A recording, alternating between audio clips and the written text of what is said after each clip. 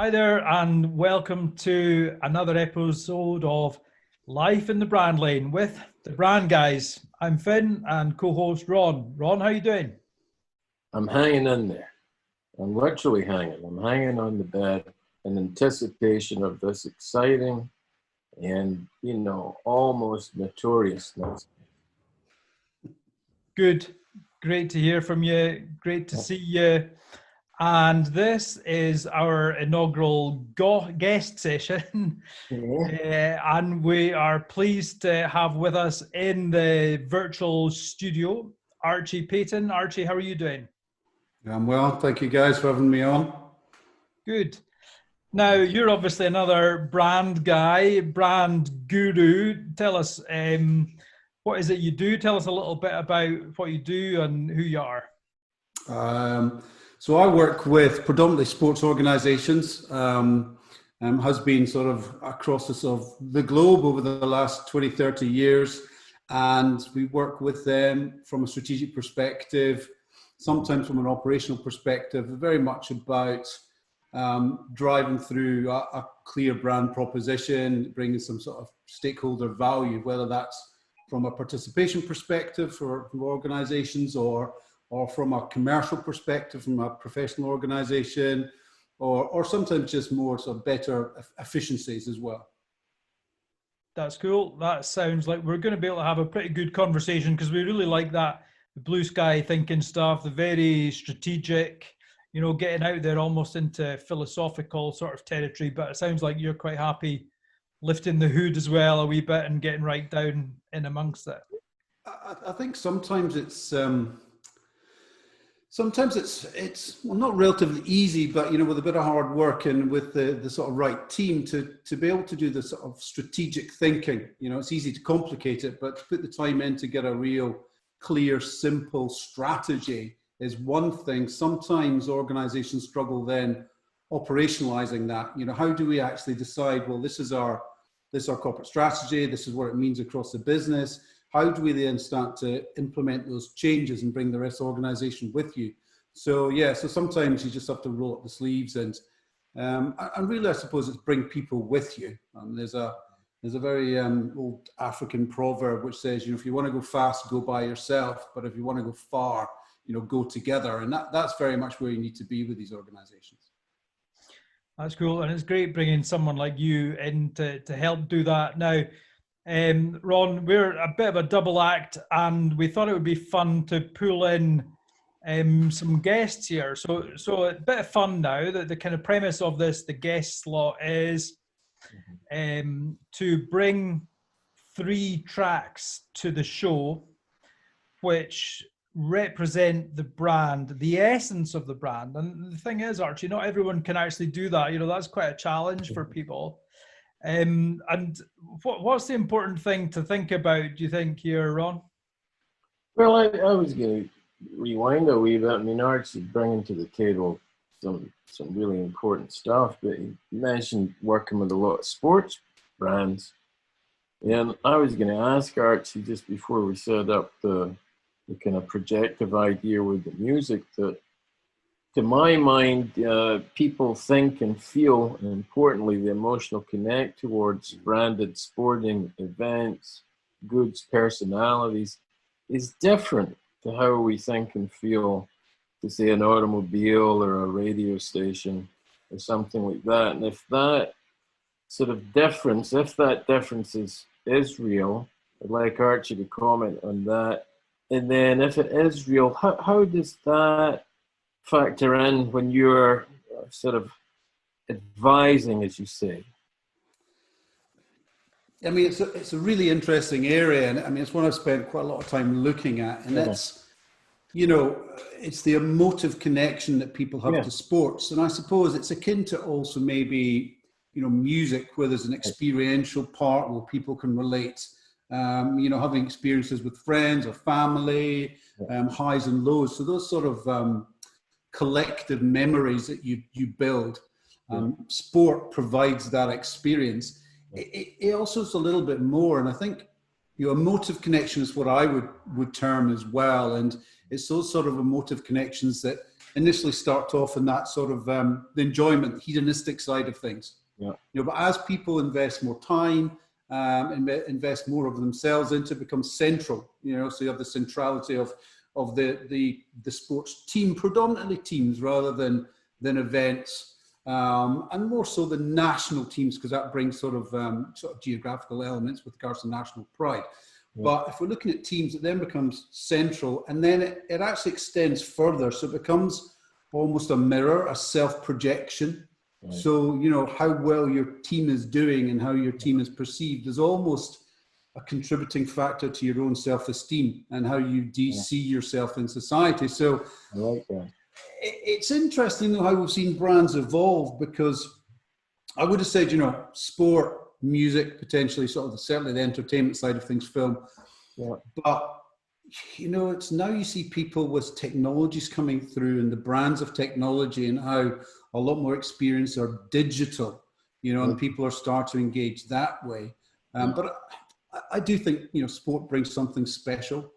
We're going to touch on this with some of the tracks, and the tracks I've chosen are not necessarily sort of representative of the brand in the sense that you would want it perceived by a consumer in the marketplace, but what they are a prompt for discussion around certain elements of the brand, how it pertains to me and my experiences of working with them. Yeah. So, it's a really, really interesting area, that emotive connection.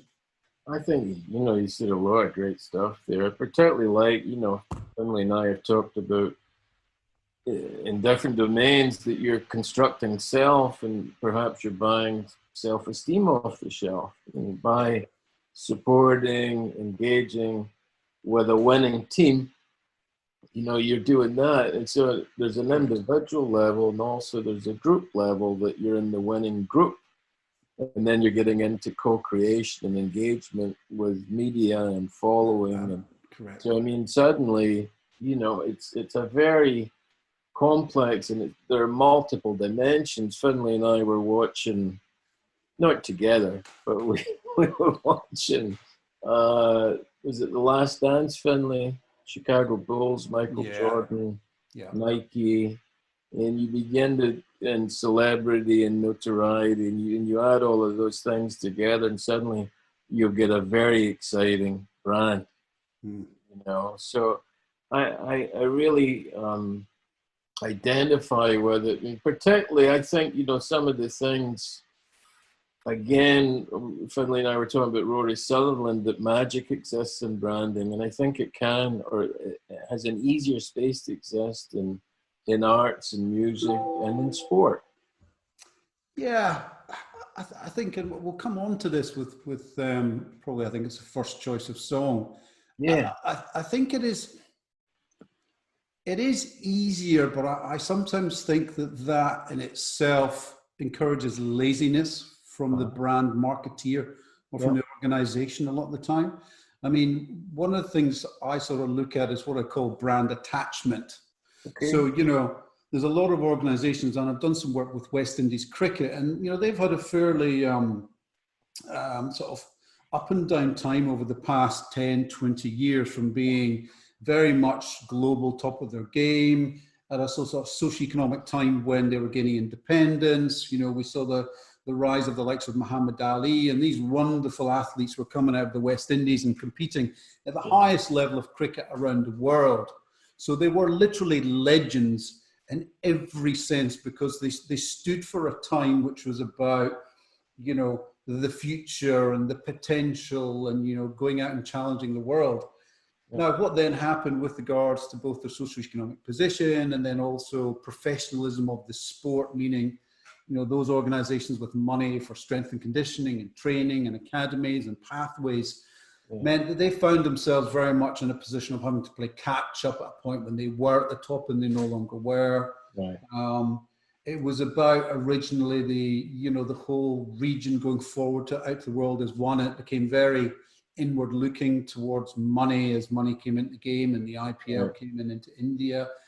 And what we saw there is these sort of brand attachments almost came fractured.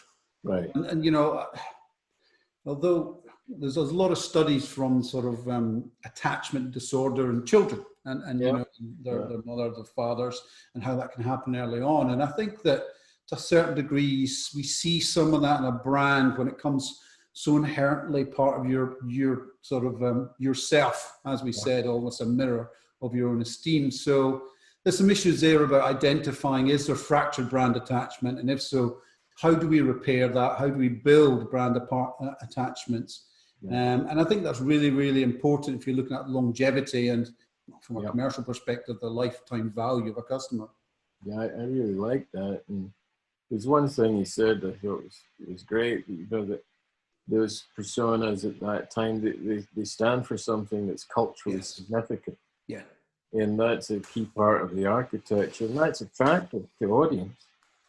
As is, you know, if you look at the idea of winning and competing and coming out on top, you mentioned the emotional connect with and buying into a team that's winning or doing well or it's fighting. And I mean, you can look, there are parallels with what, you know, not sports, but sporting goods with Nike, with Find Your Greatness and Just Do It. But these are emotional connects that resonate and you know, that idea of meaning transfer. So suddenly that brand becomes meaningful. So that team or that sport or that individual, it's meaningful. So that is enhancing the equity. So people, like you said, are more occupied and more focused and more concentrated on it. It becomes a bigger part of their life.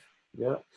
And also, they feel well, certainly from a team perspective, you know, it gives them a feeling of belonging. You know, we live in a time where, you know, isolation is a very big thing, even with or more so because of technology and obviously the current climate we're in. To feel part of a collective that you're recognized for wearing the same colors, you know, for knowing the same songs, you know, sharing experiences and sort of bonding with other human beings that you've never met purely through a common theme. And that may well be your participation in a particular sport, or it may be supporting your country or your actual team itself. So, you know, you're bringing a whole raft of different emotions in to these things, certainly from a sports organization perspective. And again, we'll touch on this when we go into some of the songs.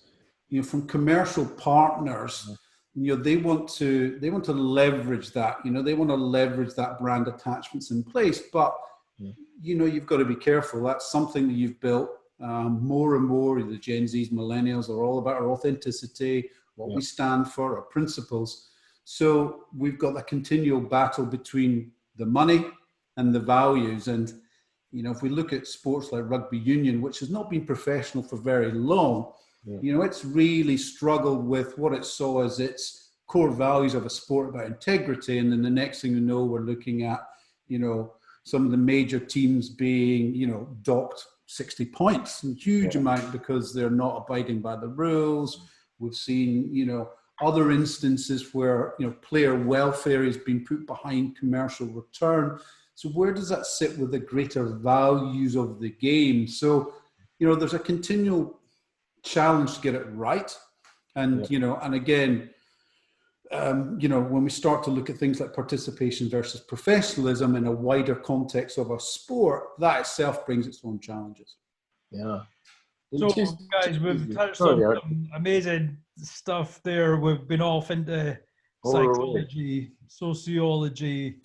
Let's play some music. That's a good idea. And we'll get Archie to introduce the first brand and how that connects with this track. So Archie, thanks for that. That's I love that. It's an absolute classic.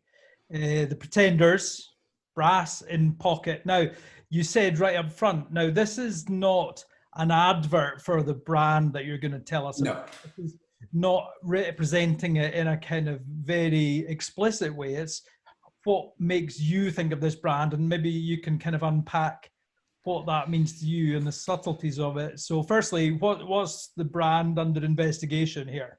Well, the brand, along with other brands in this particular area, is Hibernian Football Club. I mean, as you know, Finlay, being a fan of Hibs, the new owner came in last year, and I was involved in the transaction of that, and we're we're in difficult times with COVID at the moment, like many other organisations.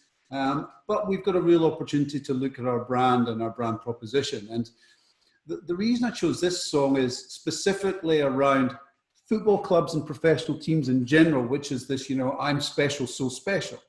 And it's the understanding that, they are, of course they are.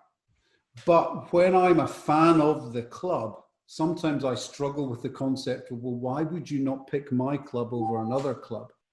But if I'm looking at it purely from a commercial perspective and I'm looking at commercial partners, I need to be able to differentiate. And this is where, again, we talked about the sort of the brand attachment, and that strength of bond can sometimes lead to, maybe just taking their eye off the ball with regards to, well, what's your proposition to non-fans? And from two fronts. One, from, as I say, the commercial, what value am I offering to my commercial partners? But also, I suppose, from a growth perspective, how do I extend beyond my existing fan base? How do I attract and create new bonds from people rather than just inherently from that same group? So, I mean, one of the challenges we've seen is it's sometimes difficult to have a conversation to say, well, if I've got Team Finlay and Team Ronnie, and I've got X amount to spend and I want to reach a particular audience, why would I choose one over the other? Now, we're very fortunate in Hibernian, both from its geographical location within Edinburgh and what we can leverage around, the facilities and the positioning of the city. And that's one thing. The other one is that for some time now, the environment has been key to the club. And very recently, over the last few months, we actually formalised that by entering into the UN Sustainability Agreement. And I think we're only the second club in the country after Forest Green, who are well known as the greenest club in the world. And we've certainly been proud and we look to lead. We don't look to get it always right because it is quite challenging, and that's something we're willing to be transparent about. But we are, positioned as the greenest club in Scotland. It's 100% renewable energy sources. We're, I think, third in the UK for our match day recycling, which is behind Forest Green, as you'd expect, at number 1, Man United at 2, and Hibernian at 3. Now, we've got a long way to go, and you've got continued challenges, as we look at our F&B offering of veggieware and what comes with actually recycling of veggieware versus an alternative brand versus. So these are continual questions that either have a commercial impact and do you pass it on to the fans? Do you swallow that? Do you share that responsibility if you communicate it properly? But that's a proposition where we're at, and we're continually looking to work that proposition. For us, leadership is an important thing, and that doesn't mean we're going to be the best. It means we're going to strive to, and we're going to communicate and bring others with us. So we're very early in that journey with regards to the brand. Our community is very strong. We work closely with a foundation who does some wonderful stuff across the entirety of Edinburgh, from mental health, from people coming in and eating every week, and they continue to do a wonderful job. And I don't mean to play it down, but many other clubs, community foundations do wonderful jobs, and I think it's great that they continue. But if I'm a club, I've really got to start thinking about what makes me unique. Yeah. And the issue with sport, and a lot of time it's led by the sort of males in the sort of marketing sphere, is that they always jump on what we call the 3 Ps. So we ban the 3 Ps whenever we talk about this sort of branding and messaging, which is they always talk about passion. Oh, our fans are the most passionate. And Finlay's fans are as passionate as your fans. Passion, pride. It's all about pride. We're so proud. And I'm sure you are. But Ronnie's as proud and his fans are as proud. And the last one is power. It's always a go-to, again, especially for blokes when it comes to these sort of physical sports. Passion, pride and power. So normally you would bring these out fairly early and then ban them and say, if we look at our points of sort of parity, pride, passion, power, but what's our point of differentiation? And of course, what actually is the customer looking for? And we're looking for the little sweet spot, it's a parity, agreed, fine, differentiation, fine, but where's the bit where our points of differentiation that the actual customer is interested in or the corporates are interested in? So A bit of a long way of saying, it's great this emotive bond exists, but let's not sit back. Let's look at the clarity in our proposition. Let's look what makes us different. While we are purpose-led with regards to there is a responsibility through the platform that football provides to send out the right message, to raise awareness of key issues in the sort of, not just the local community, but wider field as we do from the environmental piece. But it needs to be continually worked on. And I admire the work you're doing there. And I think it's great to broaden that a little bit, to take the focus away from just the brand around, the playing arena. And so, yeah, you're looking at the experience, but to pick up on that really important environmental and sustainability issue, I think it's great. And it shows not just sporting brands, but other brands to say, well, look, you can broaden your appeal. And I think the best example in that domain just now is Brewdog and what they've just done. Yeah. Yep. Huge campaign around actually being carbon negative, planting a forest and making us feel good about drinking more beer because we're actually benefiting the planet. And you're right, they're totally standing out from the competition just now. And, and I guess that's kind of what you're talking about. Yeah, very much so. And I mean, what we can't forget is that, you have to perform on the pitch with these things, that because by winning on the pitch, that gives you a platform, and it's up to you what to do with that platform.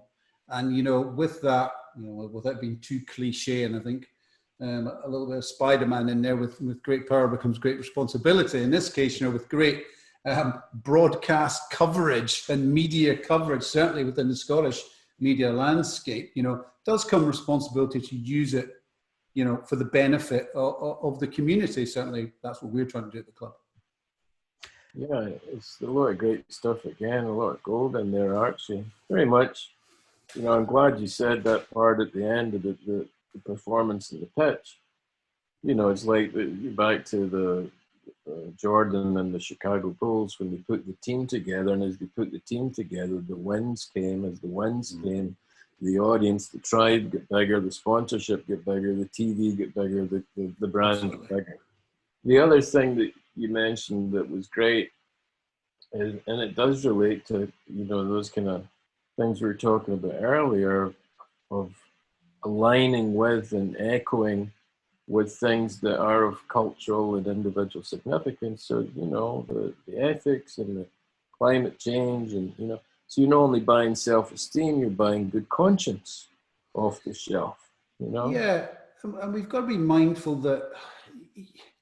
And I have seen brands do this where they say they're doing the right thing, but you've got to live those principles. Right. And that's a challenge. That doesn't come easy. No. To actually follow through with those principles. But I think you also need to be authentic. When you get it wrong, or when you try and it doesn't work, because and again, this is where we certainly feel we want to be a leader in many regards, and not just on the pitch. A leader is willing to show where they got it wrong and take responsibility, and obviously share success when you get it right. And the team at Hibs are doing a great job in many areas, especially, as I say, given how difficult the times are. I agree. The other thing you said was relates to not necessarily differentiation. That assumes a point of contrast, but the idea of being singular. Yeah. And I mean, if you look in other domains, I was doing a thing earlier, and related to movie marketing or movie branding, and I think it was Quentin Tarantino's 9th film, Once Upon a Time in Hollywood. He has a singular voice. It's not Brad Pitt's name or the other guy that's above the title. It's Quentin. Yeah. And then it cascades into all of those other pieces of brand stuff. So he is singular. So no one makes movies like him. He makes movies, and there are lots of people who make movies, but no one makes movies like him. And it's really interesting. I mean, you know this area better than me, but when we start to look at decision science and the risk around a decision, what he's what he's clear of is this is my proposition, so you know what you're going to get. Yeah. I mean, you know, when you go back in time, John Carpenter's The Thing, and it's a heuristic. Let's go see that movie. You know, so I mean, branding often does that. Helps you make the choice. One of the things I was going to ask you is, do you sometimes, when you're looking at a sports brand, do you map a consumer journey from before the match, when they go to the match, for example, and what they do after it, and those touch points that you talked about? Yeah, I mean, I don't know which song's next, Finlay. Do we have which song have you got next? Well, just when you were talking about the movies there, I was thinking how visual this next track actually is, because we're going to go to Iron Maiden now. Now, you see an Iron Maiden album, it's like Quentin Tarantino. You know what you're going to get. Yeah. Well, we'll come back to you. We'll come back to that point about the user journey when we come to the final track, Ronnie. That's a good link. I'm going to set this up. I've got this queued. Turn it up to 11. Here's Maiden. So that is The Number of the Beast, Archie, an absolute classic. It just is really so atmospheric, you know, with that intro and so on. Fantastic. Now, how are you going to link that to a brand? I'm intrigued. Well, I mean, this one's a relatively easy link, and it's a bit of a historic, and it goes back to an Open Championship. In fact, a Scotsman won it. Paul Laurie won it. And I will be coming on to the Open on the last track, so I'll not go into that in any more detail. But it was played over the course, the championship course at Carnoustie, and of course the rough had been grown quite high. Fairways had been kept quite narrow, and Carnoustie is a unique beast, and you'll start to see where we're coming from. It's a unique beast in the sense of, unlike a St Andrews, which has been kept as genuine as possible to the way it was way back, you know, when they played with their hickory clubs and their feathery balls. And that's very much where it's at. It's the home of golf. It's genuine. This is the way, and it's not really been far removed. A few adjustments over the years. Carnoustie has been re-engineered and re-engineered and re-engineered to ensure that it is the best golfing experience. It's an interesting place. You know, innovation in many areas of golf has been derived at Carnoustie. You know, the course has been designed so all the holes interact with the wind in a certain way. And at that particular Open, it was branded as Carnoustie. So it was branded as an absolute beast.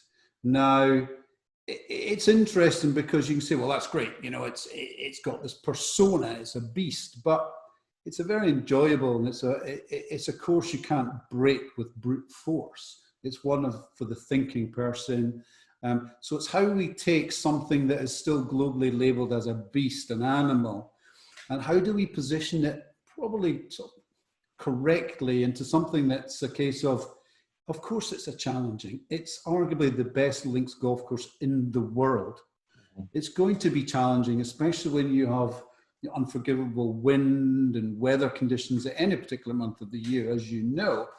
But how you position something that has just been labelled as a beast, an animal, and that's a challenge. And at Carnoustie, one of the things we're looking at is, well, we understand it's the best. You know, it is the best links course for a whole raft of different reasons, and there's many testimonials from great, you know, players of the past and, you know, present pro players to, you know, amateur golfers who are coming and enjoying it as a family. And it's one of the sort of journeys that we're, again, just starting on, is to really start to say to yourself, well, what type of person wants to play a challenging, you know, the best course in the world, but they know is going to challenge them?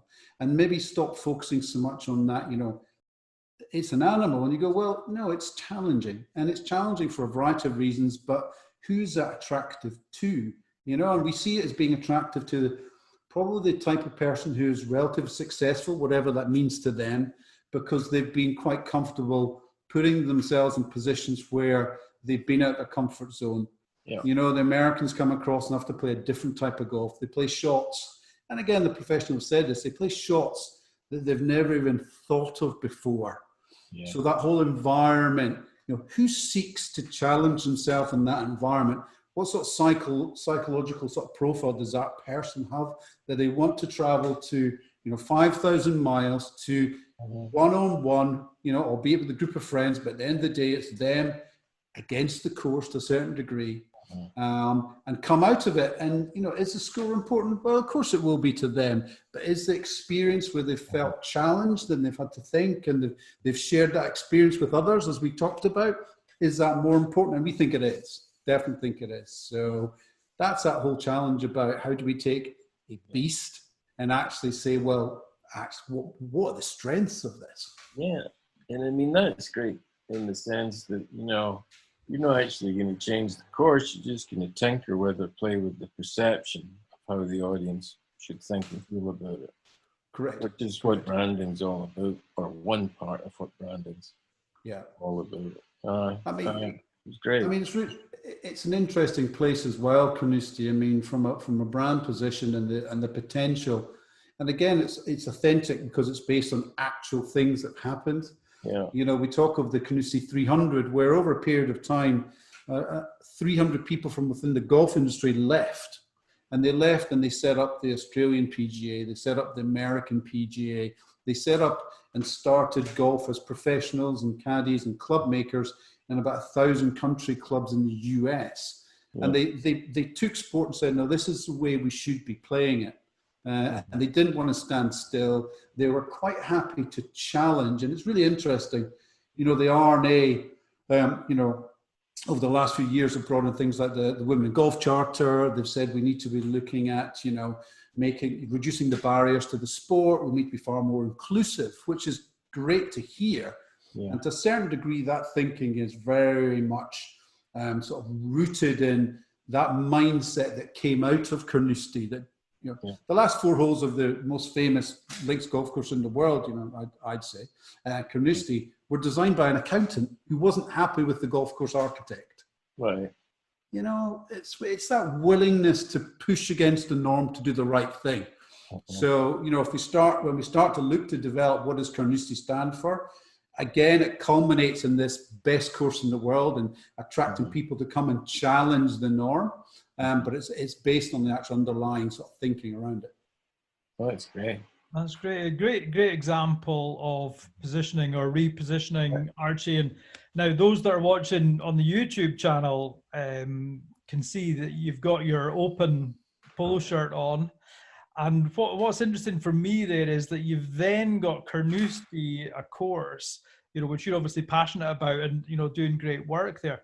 But that becomes a wider offering within the Open, and the R&A, can use Carnoustie within that. It wouldn't work every year, would it? No, it's an interesting one from a venue perspective. We look at and we'll come to the Open with the final track. It's arguably the best golf event in the world, and I would certainly argue to that. What it stands for. We'll come on with the other track. But it also inherits certain traits from each venue it goes to and each region it goes to. And I think that's very important as well. We're over in Northern Ireland, and it was a wonderful Open there. And we had the Atlantic coming in, and the sun, the rain, and the landscape, and the people, and even the F&B, the food and drink offering is slightly different to incorporate that. So I think it's a bit like the Olympics, the Commonwealth, whenever these sort of large scale events travel, I think it's important that they inherit part of that region, so they allow them to breathe. And I think the Olympics have been very good at doing that. It's challenging going forward with the cost and the sustainability of these things. Mm-hmm. And when we start to look at what does legacy look like, and what does it actually leave behind, I think these are challenging times for any major event and major destination looking to bid for them. But I think it's really important that they bring that local regional flavor, especially as we've sort of lived through this globalization where everything is now available to you or delivered to your house almost.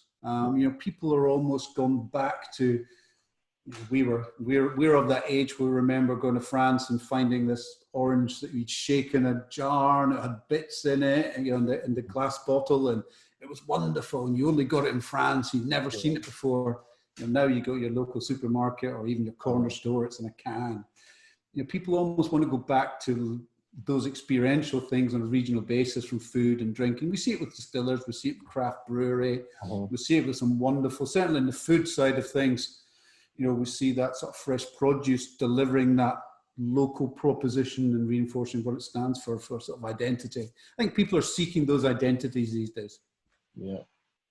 So I've kind of set that up for you there for the third track there, Archie. Tell us what it is.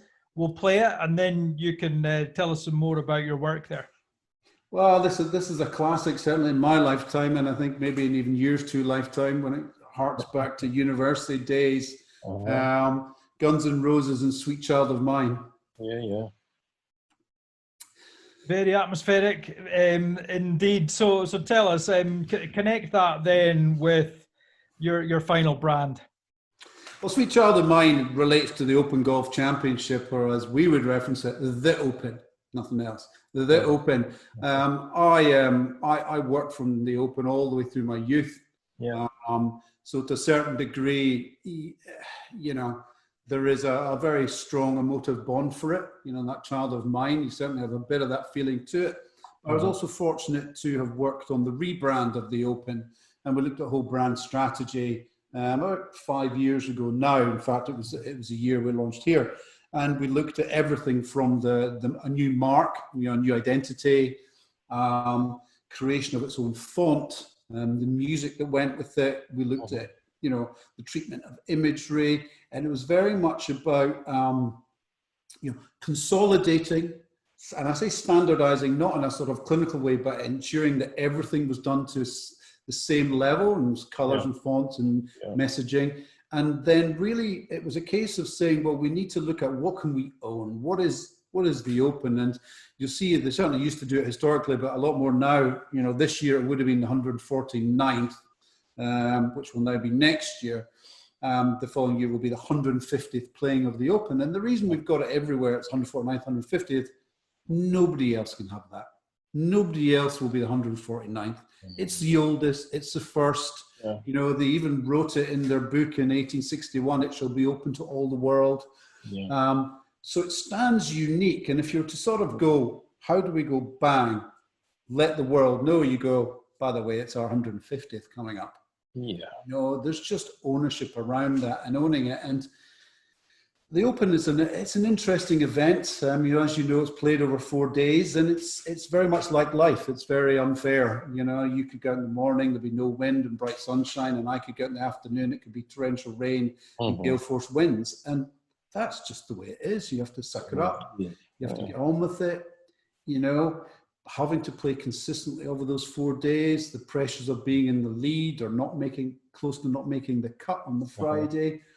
And again, the team there have done a great job of taking that brand work and evolving it. And, brand to me is, you probably are very aware of this, it's a very overused word. And not many people really understand, brand for them usually means a mark, a logo. That's brand.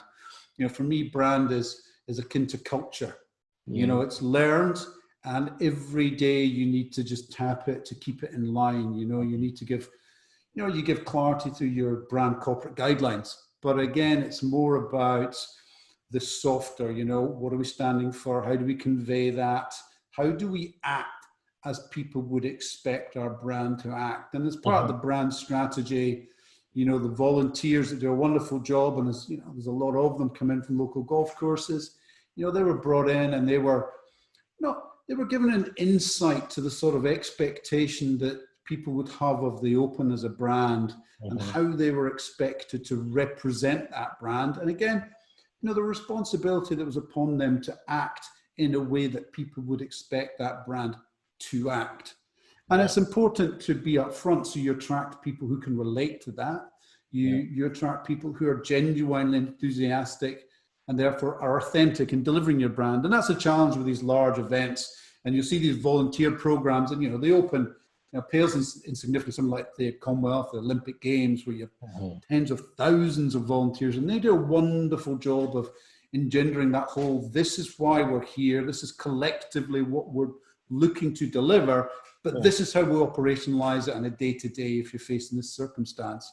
And I think people forget that brand is never finished. It's a continual, changing the sail, putting the wind, making sure we're delivering what we want to deliver, and we are measuring which are we being perceived. And your brand perception is reality. There's no middle ground. If somebody believes you're something and that's how they feel about you, that is how you are to them.